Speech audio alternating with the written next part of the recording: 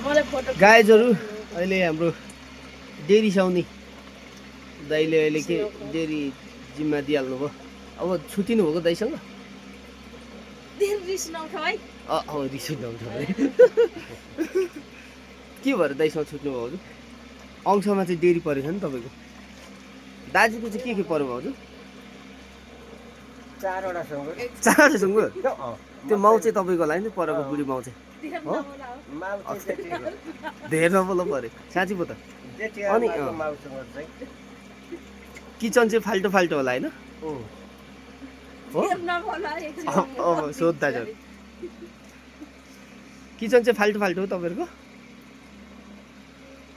हो भाउजू भन्नु न के लजाउनु बोल्नु न। फेरि सुत्ने कोठा चाहिँ एउटै रहेछ तपाईँको बिक्कामेहरू भयो त है। त्यो बेहोरा चाहिँ नराम्रो है। पकाइ खाँदै चाहिँ बेग्ला एक्लै किचन सुत्ने ठाउँ चाहिँ एउटै त्यो भएन। कसरी छुटेको त्यो त्यो हुँदै हुँदैन। यो चाहिँ भएन। छोरो चाहिँ कसको अंशमा छोरी कसको अंशमा भाउजू भन्नु न हौ। भन्दै भन्दिनँ भन्नु न।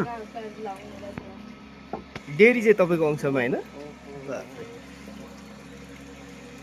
घिउ चाहिँ कसको अंश हो? घिउ चाहिँ तपाईँको अंश होला होइन? छुर्पी चाहिँ दाइको?